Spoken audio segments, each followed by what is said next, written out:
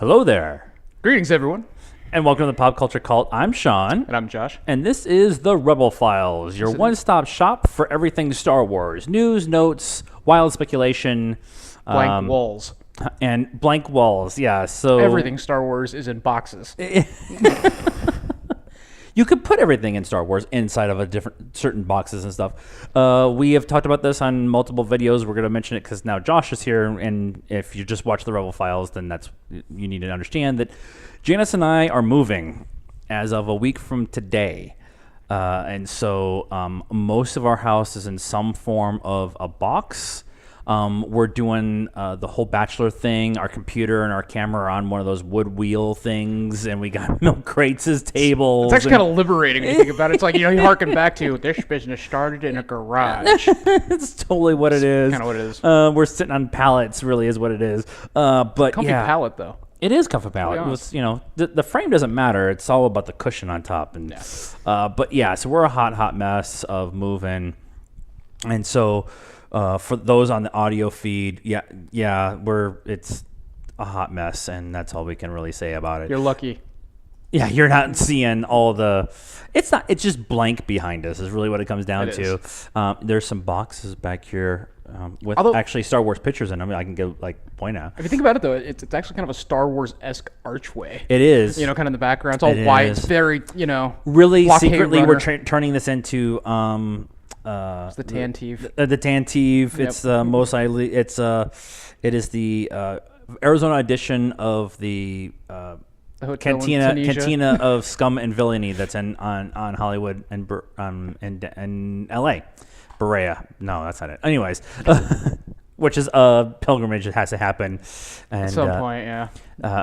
Not to change subjects, but I was watching Fat Man Beyond from last week, and they do their show from Cantina of Stone Villainy in LA, nice. And they had the guy who is the owner, and he talked about how he went to Celebration and he did the whole Celebration thing or whatever, and then he talked about they open at 6 a.m. on May 4th. And they're going to go all the way till 2 the next morning, and with drink specials and parties and costume parties and all kinds of stuff. And I'm like, it's actually pretty awesome. It would be a lot of awesome. Yes, I could start drinking at 6 a.m. and go all day if I needed to, but we're going to Sierra Vista instead. That's a fact. We need to get them to change that date. Right?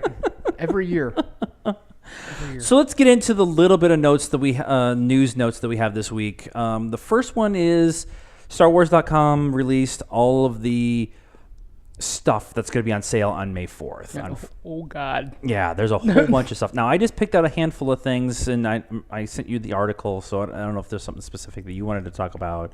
Not really, but all of it. All of it, yeah. It's one of those things. I mean, obviously, every one of us have our nitpicks that we want. Some people can look a cup in the nose and be like, no, I got 82,000 of those. But you can be the limited edition figures or prop replicas and things like that. That's where I'm going to start frothing at the mouth and going...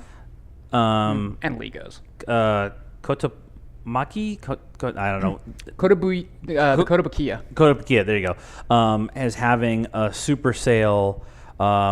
Get a free pre-selected Art FX Plus valued at $64 with any purchase of an in-stock Star Wars item for $150 or more. So you're getting two for essentially the price of one. Yeah, and for those who aren't familiar with the vinyl figures that they put out and everything, it's absolutely a good deal. Oh, yeah. That really is a good deal, especially, you can find a lot of them at Barnes & Noble. Barnes & Noble carries a lot of them and everything else. Good value. So if you're looking to get a couple to your collection, like Stormtroopers, you want to do a troop builder scenario, take them up on it. I am not a buying Empire stuff person, but the samurai line that they did, with the Stormtroopers and Boba Fett and Vader and all of them, I really dig that series. Yeah, I really dig that. It's series. Like it's not on my must have on my shelf, and I don't need the entire collection, but there are a few. Like the Vader for me has been a little overdone. I've seen 10,000 pieces of concept art with Vader as a samurai. The Boba Fett and the Stormtrooper though, seriously well executed. There's about 20 Hot Toys I want first, and then I want to get into those, and Hot Toy I just need mortgage on my house that I no longer own. If money wasn't an object, the Hot Toys collection would be insane. Her universe is doing 30% off their entire merchandise. That's important for all of our female friends or followers who have women in their life who love Star Wars. They've got some bitchin' stuff going on right now. And then I only brought these up because some people need Star Wars shirts.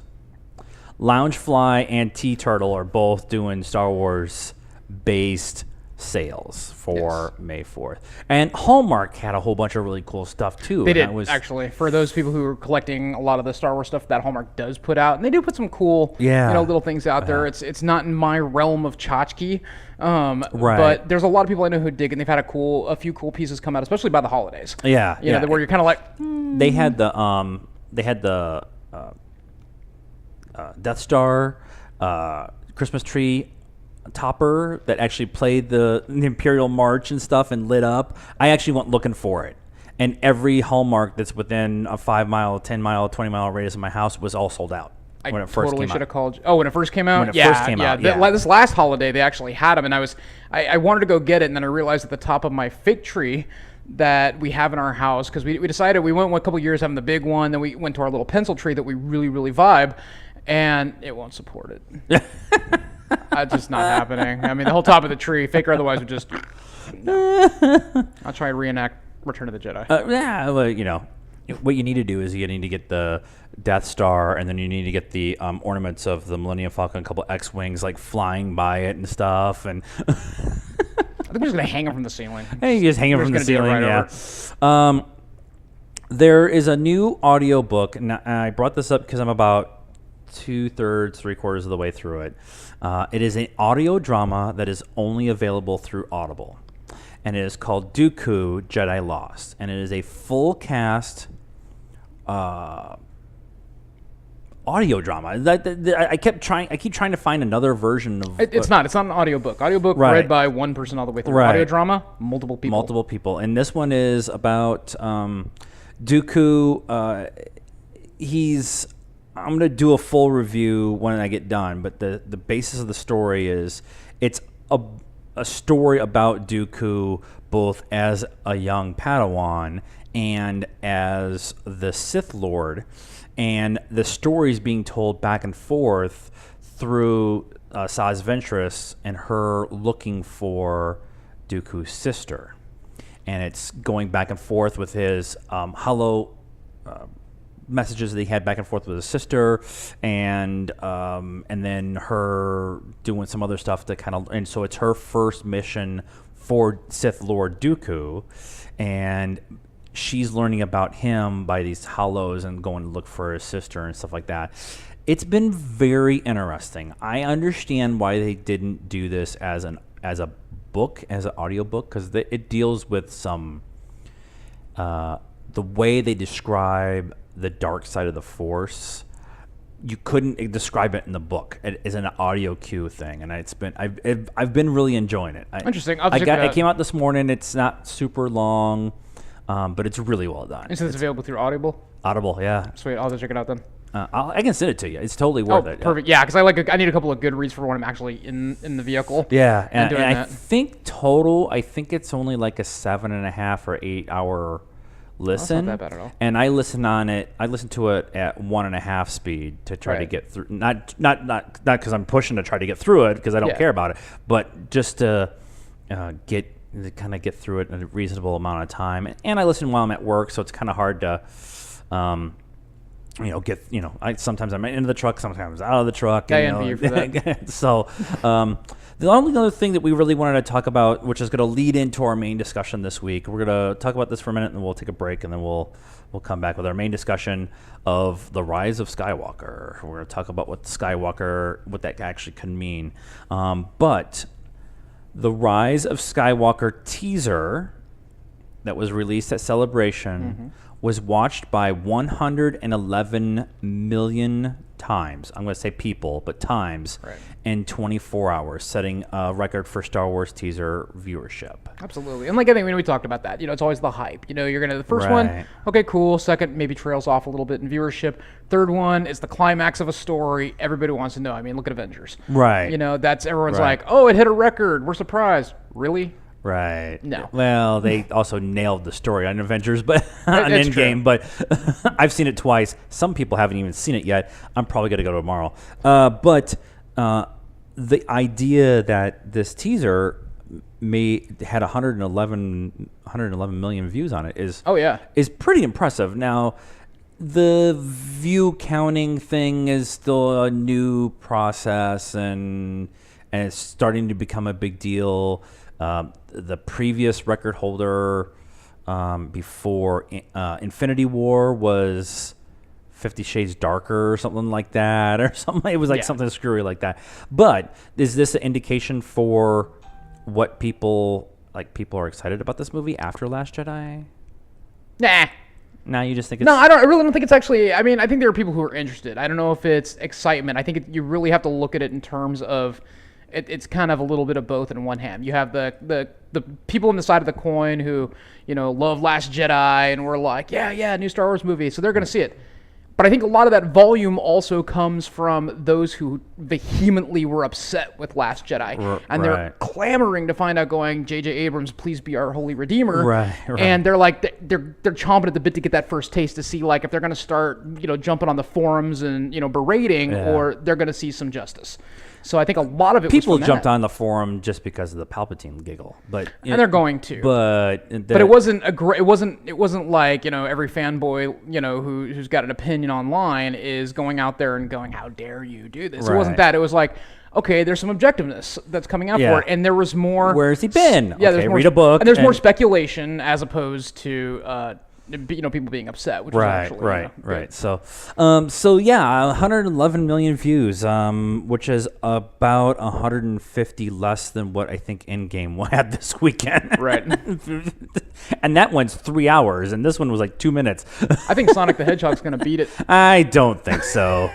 God, it's so bad. I had to throw that in there. It's so bad. All right, we're going to go to break, and we're going to come back, and we're going to talk about The Rise of Skywalker. What actually is meant by that title going into episode 9. And so here's a few messages from the Pop Culture Cult. Go to the snack bar.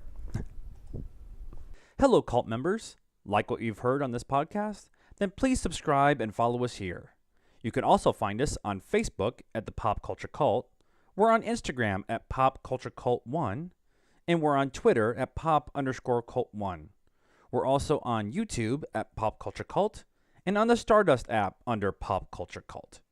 Please help us by liking, following, and subscribing to everything we have. This helps us build a bigger and better cult of pop culture. And we're back. Thank you for listening to our commercial. Please support us wherever you can. Anyways. So audio soundtracks. I need to find a song to put into the commercial. So let's get into Rise of Skywalker. There's been a ton of discussion online about what is actually meant by the title of The Rise of Skywalker. And where I want to start off with is, do you actually like this title? I like the title, and I'll leave it at that. And the reason I'll say is I like the title is it's one of those titles that can be insanely misleading. I mean, look at the speculation already that's out there. I mean, all of us are kind of, we're all, and we're in the group. We're totally in the groups that are kicking this back and forth, going, what can it mean? Is it on one side of the coin? Is it on the other? I like it in terms of I feel vindicated. Maybe that's what they were going for a little bit. Right. The problem is it has numerous potential outcomes, right? For the minute. So I like it in the sense that it leaves some mystery, it leaves room for speculation, and it leaves us wanting to know more. Right. Right. At least it wasn't, The Force Awakens, The Last Jedi. At least it wasn't from his nap, So I'm glad for that. Mark Hamill's glad for that. But yeah, I'm interested. I'm definitely intrigued to see what they're going to do with it. Right. I actually like the symmetry of Revenge of the Sith, Return of the Jedi, The Rise of Skywalker. I like that symmetry of the resurrection of the whole idea of what a Jedi is, and we'll get into what I really think the word Skywalker really means. But for what happened at the end of Last Jedi and the sacrifice and the moving on as a Force ghost that Luke does, and then the stories that the urban legends that become out of what Luke did I think it makes a lot of sense that even if it's not what I think it is, even if it's just the rise of the Skywalker legend, and that leads to more Force users coming out of the woodwork to fight against evil or the dark side or whatever it ends up being, then I love that idea. And so I have a ton of theories, and we're going to get into them. But I really love the idea of the symmetry, and I just like the. Well, and I think you're right too, and kind of like talking about that. When you look at the titles of the trilogy, look at the final third, the third movie of each of the trilogies. First one, Revenge of the Sith. Right. Second, Return of the Jedi. So there's your two extremes. Right. Third, The Rise of Skywalker. Right. So where that conversation kind of leads, and we're going to talk about that. But there's all those little clues in there. And I don't think that it's uncommon when you have The Phantom Menace, Episode 1, Evil. A New Hope, Episode 4, The Good. Right. Episode 6... 7, sorry. I can't math. Math it's late. hard. Episode 7, The Force Awakens. Yeah. When we get into the third trilogy, it's no longer about one facet or one side. It's about the whole. Right. Except for, Episode 8, but it's a middle story. They don't really hold kind of a necessary theme to a degree. That what they're doing in that actually makes sense if you're going off of what you're saying. Right. It's now the extreme of there is no more Jedis. Correct. And there's no more Sith. I mean, even Kylo talks about we have to let the past die. That includes Sith and Jedi and the old thoughts and the old ways. And so The Last Jedi leans into the extreme of the other way. Well, it does. I mean, so if you look at Episode 2, you have the Clone Wars, and then you have, or Attack of the Clones, excuse me. Then you have The Empire Strikes Back. You have the armies. The first two trilogies, you have the armies on focus, or the orders as a whole. Whereas this one, you have The Last Jedi, and it was very kind of eccentric, and it kind of departed a little bit from that, like you're talking about the symmetry structure. Yeah. But at the same point in time, that was also kind of the big question mark. In the whole thing. So I think it was very poignant that did happen. Right. So what could this mean for the overall story? And this is what I was kind of trying to lean into with the idea of the legend of Luke Skywalker is now out there, and the idea of getting away from the old ways, the old Jedi ways, the old Sith ways, bringing much more balance to both sides of the Force. For me, this is evolution of what a Force user is, and using the word Skywalker as a replacement for Jedi or Force user, if you want to use it that way, and just bringing a much more even point for that conversation instead of having the two extremes. Everything we've had the entire way has been the two extremes. The extreme of Plagius and the super extreme of the Jedi, which they're embracing a little bit in the Dooku book about how we don't look at prophecies because as a leader to the dark side and we can't have any attachment. So they're way too far one side, and the Sith and Plagius are way too far on the other side. Correct. And you have it then the other way. We have it. It's all about Plagius, and all the Jedi are gone. So there's no balance. So now we're trying to bring balance back to the Force. I think using the word Skywalker instead of Force user or Jedi or Sith or whatever brings a little bit more balance. And so that's kind of what I think that it's going to do in the overall story going forward. Yeah, there's a lot of evidence. I'm not even going to say evidence, but there's a lot that would make sense leaning into that. Right. I hope they don't. I absolutely 100% agree with, everything that's been leading up to this is the separation, well, let me just say that, the eradication of the extremes of the Force users. The Sith are no more. The Jedi are no more. The two primary factions are gone. We are now at Force user. You know, this is all about the Force. This is all about the Force as a whole, the gray Jedi, if you will. So I agree with that. I don't want them to be called Skywalkers. Now, while it makes sense to a degree for, you know, the Skywalker arc, for them to have that pronounced of an impact, right, in Force users, because if you look at the Skywalkers as a family, they represented both sides. right. You know, Leia, very, very good. And I'll say Leia is very, very light. Right, she is very much. Yeah, Vader and Anakin was a little bit of both, and Luke's a little bit of both. You know, but Vader ended up going more the extreme dark. Luke ended up going light, but then he also had that dark side. He had an understanding of both, right. So he was kind of a middle ground. He touched the dark a lot more. He did. He absolutely touched the dark a lot more. And then Leia was very light in her mannerisms, in her rebellion, and everything else. So I think in terms of legacy, I think the Skywalkers encompass everything about the Force users. Right. You know, they've been through almost all the aspects of it. Luke's got heavier into the metaphysics of it, things that we had seen more in like Rebels and we've heard about in kind of the expanded stuff.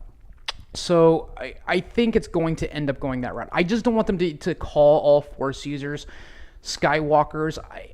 I know some people will disagree with it. I feel like it cheapens the legacy because it throws them into one bucket. I can understand that, but using the term Skywalker, I think, actually endears. It leaves the legacy and the importance of the Skywalkers in the lexicon of the Star Wars universe. And it absolutely does. And I don't think, it's such a love-hate scenario with me. Like, I don't want it. I will understand if they do it. It makes sense. Right. I just don't want to be called that. For some reason, I can't foresee going down the Star Wars path and being like, oh, they're a Skywalker. It's almost Avatar-ish. And, but this is actually, I kind of leaned into the next question, was kind of this kind of same subject. But we've talked about it in the past, that through On Alliances, the Chiss use the word Skywalker as their Force users. Which is true. And they also talk about how is it The Legends of Skywalker? From a certain point of view, it's one of the two books where they talk about how different cultures have different names for a Force user. Correct. Or the Force itself has a different name and stuff like that. And so, if you're to set up that kind of thought process in the expanded canon, it would make sense that this would kind of lean into that idea of Skywalker. No, it absolutely does, and I think we're going to see it. I really do. I think educated guess wise, I think as much as it's. Here's the thing: I'm not 100% against it, but I'm also not 100% for it. If they go that route and they work it well, and it's really comes from a plot point where it makes sense. Right. I just don't, like, at this point in time, without, seeing the movie and seeing the direction that they're going to go with it, for me, it seems a little weird to just go that route. Right. That's not to say it's not going to make more sense, and you're right. With the whole thing with the Chiss and everything else, they do have their terms for it.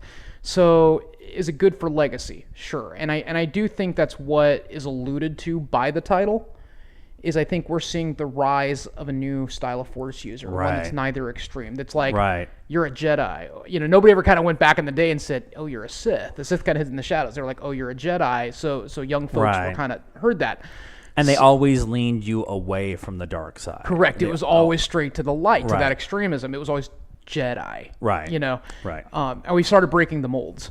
So if the title of Skywalker means Force user, is this how they bring balance back to the Force? I mean, that's how I've been looking at it. But I wanted to get your kind of point of view. No, I think that's exactly it. I mean, I honestly, I can safely say I don't have another opinion on that.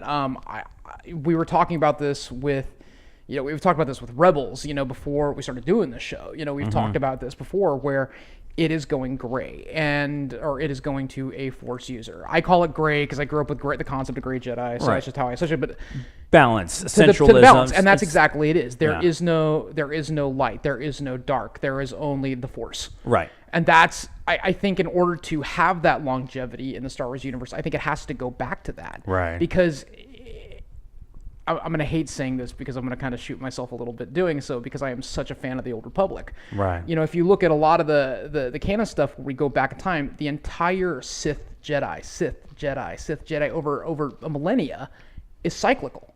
You know, if you look at the stories. Right. There has to be something to break that, and I think we're hitting that point. Right.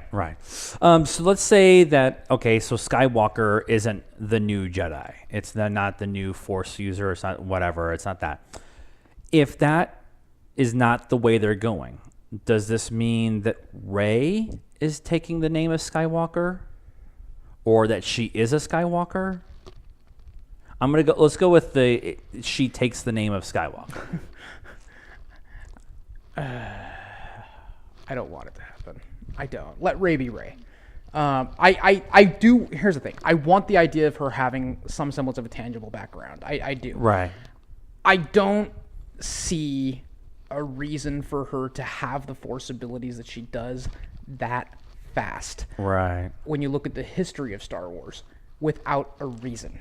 So right. I don't feel that she is just some magical convergence in the Force. Right. I just don't buy into that. Now, if it happens, okay, cool. But I think there's something else there. I don't necessarily think she's a Skywalker per se, unless we get into the Luke, Mara, Jade angle. Well, that's where I was going next. Yeah, but which I would like to see, to be honest. Right. Because Mara Jade was a really cool character. Let's Let's just have the conversation at least. If she's not really a Skywalker, but she takes the name of Skywalker, is she stealing from his legacy to build her own? No, because I think if she takes the name Skywalker, because she's really Rey nobody right now, and that's pretty much it. She has no familial right. Title. So I think if she takes the name Skywalker, I think that would be the catalyst to say that she is no longer, she is not Jedi, she is not Sith, she is Skywalker, Rey Skywalker, right. or Finn if he had Force abilities, Finn Skywalker, right, right. So I think that would be the genesis of that if she took the name. Right, that makes sense. I don't think she's going to take the name because I'm going on a theory that Skywalker is actually the new Force user word. But if she does take the Skywalker name, I think it leaves too much fan theory interpretation to go back on she is actually nobody. I really loved in Last Jedi that she is nobody, that she is of nothing, of nobody, and that you can be the most powerful person with the Force and learn it very quickly, just because of not because of your lineage and not because you're Kenobi's daughter or Palpatine's great granddaughter, you're Luke's child. You're just a Force user, and that's how you are. And then we get into the question. Then, so what happens is if you have her just be nobody, which is still a cool concept, right? You have to answer the question with the whole. We know for the fact that Palpatine manipulated midichlorians to do Anakin. That's pretty much been stated. We know the midichlorians are a thing, right? So, do you explain Rey? Was there a magical convergence? So was Palpatine pulling the strings again? My favorite theory right now. I want this one to be like the fan theory that's wrong, but I want to go with it for so long. But that's fair. That Palpatine actually genetically cloned a version of Luke from his hand he lost on Bespin. Oh God, I hope that's not. It's like grasping at straws. So that's actually the one of the leading theories right now, is that because they found the lightsaber. Right. They found the Skywalker lightsaber, but they didn't find his hand. And so if they didn't find his hand, people are now speculating with all the stuff that Palpatine Sidious did on Jakku with all the outposts and trying to find all these Sith artifacts, that he was working on a way to clone and make a better Vader that he could control and manipulate from birth, and Rey was either a reject from that or was able to get away after all the issues with the First Order leaving and then coming back and all that kind of stuff.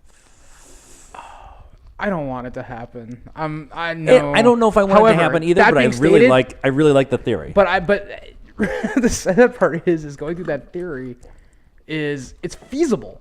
Right. It's it makes complete sense. Feasible because it gets into the whole Maz talking about, why she kind of omitted the lightsaber conversation originally. Right. You get into the fact that, yes, Palpatine was all about the clones. 2, or in 3, I should say, it would be the rise of a Skywalker. Rise of a Skywalker, because she would genetically be a Skywalker. Yeah. So it's a theory that makes complete sense, but I don't want that to be what it is. So here's one for you then, since they keep borrowing from old canon. They have to have the female gene somewhere from where. So what if Mara Jade actually was the hand of the Emperor and he borrowed her genetics, so she is technically Luke's and Mara Jade's daughter without the marriage ever occurring? I'm not opposed to that idea. Supposedly they did cast her. There's maybe not necessarily her, but at least the code name was Mara. There was a call for a redhead to play Mara in the Star Wars universe. Knowing what I know of JJ and how he does stuff, I think that was a blatant misdirect highly possible to keep what they were really trying to do. Because there was a string of stuff that happened right at that whole same time, and none of it connects to anything else that we've seen. Right, exactly. Now, at least as of right now, like in the next trailer, we might get more, and once we get in the movie, we'll get a whole lot more and stuff like that. But my shirt is like going. I'm doing the twist with my shirt. But the idea that Mara Jane is Mara Jade. No, it's Mara, but right. Is it Mara? It's Mara. All right. Because words are hard. But I like the idea that you bring her in. Mm-hmm. I really like the idea that all the time that we had between Return of the Jedi and The Force Awakens, Luke could have fallen for someone. They've laid that groundwork with Obi-Wan and Satine, and it wasn't like there was a Jedi Order to run around and tell him that he can't fall in love and have personal attachment. And he was recreating it. Right. So he was kind of making it up all on his own. So it's not a stretch to have him sit there and say, "Yeah, I actually did fall in love with somebody, and I couldn't be the father that I wanted to be here, so because I had this draw to rebuild the academy. Right. And if I'm going to rebuild the academy, I can't be here." Yeah. The reason I don't think, and the reason I feel that she is not the direct, and as much as I know there's a lot of people who want her to genuinely be Luke's offspring, like Mara and Luke got together and they had this child that got abandoned. I'd like to think that with father's intuition, when she arrived on Ahch-To, he'd have known. Luke is not weak in the Force. I think he'd have been like... Well, but he's disconnected from the Force at the start. He is disconnected from it, but at what's the link that he's truly been disconnected from it? Right after Kylo, but he's still a Force user to a degree. At least he jumped back into it, and you wonder that when he did resync to the Force, when he turned his Bluetooth on, and remerged, something would have sent him a signal. He would have known. So Kylo has had more of a... Kylo's had more of a, it's that girl, like a connection to the girl more than Luke did on Ahch-To. Now, again, Ahch-To, he was disconnected from the Force. Even Rey makes a comment about saying, "I felt the Force, but I didn't feel you. You've turned yourself off from the Force." So let's have this one more question, and then I have one mystery question. Okay. What if it's Kylo? What if the sort of redemption of Kylo is he's the Skywalker that rises? Well, he is blood, a Skywalker. Is he the prince that's promised to mix Does Gentry show up and still the best meme I've seen yet about Rey's parents. That'd be awesome. I don't want Kylo. Okay, I don't want Kylo redeemed. I don't want Kylo redeemed. I don't want Kylo redeemed. I want him to either go out in a blaze of glory, taking whatever Sidious is, Force Ghost, clone, whatever that is, whatever. So I want Kylo to go out in a blaze of glory, trying to defeat Sidious, and then Rey comes in and is that, or Kylo defeats Sidious and now has all this power, and Rey beats him, but he goes into exile. And we come back 10, 15 years later for the next saga. Yeah, I don't... Here's really what it breaks down to. I do not want him to be redeemed. You murdered your father. Right. That Vader didn't even do that, dude. When Vader, Right. okay, he killed a bunch of younglings. You don't really come back from that either. But I mean, at the end of the Well, day, he didn't have a father to kill. right? So that's true. But you know, he did kind of redeem. So No, wait. He killed his father to get redeemed to come back to the light side. But that is true. I can't even say from a certain point of view because technically, it's been how proven. it worked. It's how it worked. That's horrible, but accurate. No, I just don't want him. I'm still very much in the old universe. I always have been. This has always been kind of my downfall and kind of opening my horizons to some of the stuff in the new trilogy. As much as I like it, I still believe in the Jason and Jaina Solo thing. I still feel that their dynamic is very much in that vein, and I really want to see that happen. I would rather Rey be a Solo at some level, right, a Solo, than see Kylo redeemed. Right. Kylo's a punk. I don't like him. I love his character. I love. Well, that's right. Him. I like what they did right. for him, but it's. I hate him as a person, but I Correct. love the character. He's too much of a whiny, just drives me nuts. But then he's got that dark side. It comes out. He's got the now. The problem. See, here's the problem with it, is he does have the light in him. He does have it. He's proven it. You know, when he backed off the triggers. You know, and the Last throne Jedi, scene with him and Rey back to back, which is still so sexy. It's not. It's you know that it's in there. Do I want to see a full blown redemption? No, I don't want to see it. Do I want to see him maybe at least? I don't even know if you'd call it a redemption. Yeah, I agree. I want to see him go out in a blaze of glory, 100%. On his vindication, the way Anakin was when he first turned. Right. Which is what Kylo's been gunning for, or. They end up becoming, between him and Rey, that's the foundation of that balance. You have to have the evil to have the good. You have to have it. And they end up coming to, because Rey's got that dark side in her too. Right. So there might be some form of a balanced convergence between the two. But I don't want to see him full blown, I'm now Jedi, or whatever you want to call it. Right. I don't want to see it. Skywalker. I'm a Skywalker. Yeah. Okay. Both Skywalkers. So let's do one last mystery question. I try to send the notes and stuff to Josh and then... But I always try to throw one extra one in. So let's say that it's not the new Force username. It's not Rey becoming a Skywalker. It's not the redemption of Kylo. What if this is how they retcon and Luke comes back from the dead? The last most feasible solution.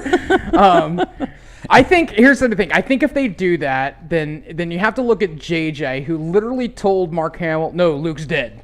Right. And you have to look at that going, are they pulling the biggest mislead that we've had? Right. By him telling them that, being public out there, so we all go, "No, Luke's actually dead," and they do this. Could Luke fundamentally come back? Yes. I think they've left it open enough to where it could be done, because all we saw is him vanish. He can't get off Octo. His X-wings literally eradicated at the bottom of the sea. Salt water can wreak havoc on engines, but I think the wiring. It really eats the wiring. He's powerful enough in the Force. I mean, you're talking about a guy who in original canon could move planets almost. So I really think that if possible, at the very end of it, he just left Octo. I think it's feasible. I don't think he's not. If they want to go that route, they can set up to where he's not dead. He just realized he's now needed again. Right. And he can go. And he left. He can go and warg to wherever he needs to go. Kinda, crossing yeah. over. I mean, it might take a lot of power to do so, but I think it's feasible. Right. Here's my thing. As much as my phone, I don't know if I can show, I'm not going to show it. The background on my phone is Luke from Last Jedi. It's just his face with the hood up and in his hermit outfit. And as much as everyone bitched about the way Luke went out, that's the most Jedi thing he's ever done. It's true. It's absolutely right in line with his mentors. And it's in line with his mentors. It is his redemption from from creating Kylo from Ben Solo, like him coming to grips with understanding that he has passed on everything he needs to Rey and Kylo. And sorry, I'm going to call him Ben for this part, but I do not want him resurrected. However, I wonder if you're going where I'm gonna go. I want him to be the Force ghost in Kylo's ear, like, "Hey kid, I'm still here. Hey kid, I'm still here. Hey kid, I'm still here." You told him, "See you around, kid." Yeah. And I love it. And it's gonna be, and that's gonna send Kylo off the rails even more and more and more. And then he's gonna make a mistake somewhere in that process because he's got Sidious in one ear and he's got Luke in the other. And so he's got Luke trying to bring him back to the light side, and you got Sidious trying to pull him towards the dark for even more because Sidious wants a bigger and better Vader. And we have proven that Kylo has more power and more strength than what Vader ever did. Throw you another one. Ready for this? Here's the surprise retort to your question. Because I've been wanting to get to this point, and when you sent me over the talking points for tonight, and I read it, I'm like, once we get to the end of this, I'm going to throw this back. Because this really is a conversation that I haven't gotten too heavily into yet in a lot of locations. We touched on the clone thing. We touched about the hand. Right. The Rise of Skywalker, meaning Luke does come back, but he's a clone. Palpatine did succeed in cloning, but he cloned Luke directly because if you look at the cloning technology, you basically take the DNA and you genetically enhance the same person over and over again. Right. So Rey's not the clone. Luke actually comes back as a clone of himself. Oh, I'm not. So he's Luke from original. Evil Luke's got a mustache, goatee, dark, But and that's the thing, you hear Sidious like, or the conflicts of that is Sidious didn't clone his own body. Sidious moved himself into a clone of Luke. Right. So it's a little far stretching, but again, potentially feasible. I have heard zero rumors to this effect. Has Sebastian Stan been shown anywhere in the UK in the last 18 months? Right. Because it could work. It's scary. If they can de-age. If Millie Bobby Brown was a little bit, but they don't need Sebastian Stan. They can de-age, Mark Hamill. They, look what they did to Samuel Jackson. But he would be. Let's see. He would be. That was 1980, 77, 80, 1982 was 1980. I cannot remember the date. 79. He got the wreck. With the car accident where he got scarred? No. Okay. When the hand gets chopped off. So from that point forward, he'd be like in his 40s or 50s. So you could de-age Mark Hamill a little bit and make it work. See, that's a whole different conversation. All right, we're coming up to the end of our episode. I'm not opposed to that idea. It's just it's a wild card out there. It's another card. Connotation to the meaning based off the other discussion points. So. We told you in the commercial to like, follow, share, rate, all that stuff on the podcast feed, on YouTube, or on all the social media stuff. All that description is in the below. And until the next time, I'm one with the Force. And the Force is with me. Take care.